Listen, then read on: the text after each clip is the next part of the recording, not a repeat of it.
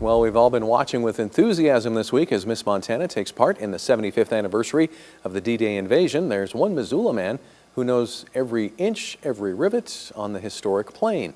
That's because for years, master mechanic Don Micknack kept her in the air. MTN's Dennis Bragg reports on his special relationship with Miss Montana and the challenges of early Montana aviation.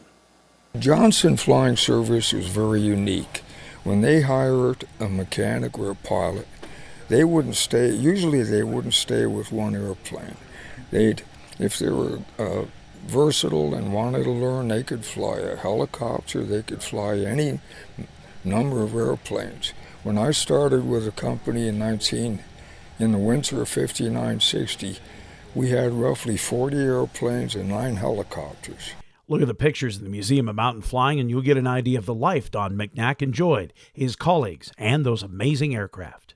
I made it a point to try to work on all of them, but I love the TBM, the Travelair here, and the DC-3s, the older stuff. A career that saw him not only wrenching on aircraft in Missoula and Johnson's base in McCall, Idaho, but flying on a variety of assignments, even being tasked with loading hay off the Missoula airport and then hanging on for dear life in the cargo bay as loads were delivered to backcountry airstrips for the Forest Service. Oh, it's so reliable.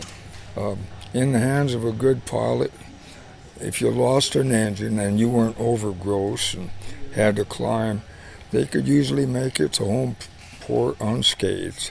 And although there were some white-knuckled flights, especially in our mountain weather, the now christened Miss Montana and her sister planes were up to the task.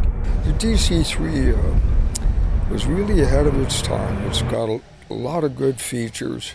Keep in mind it was developed in the late 30s. It's really an all-weather airplane.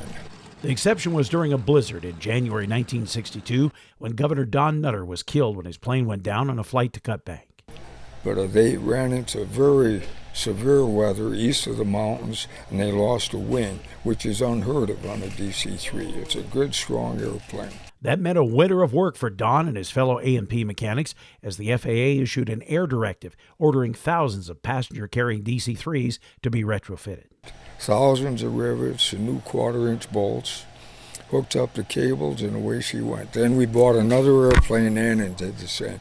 Noisy, picture four guys, I'm one of them, rat-tat-tap.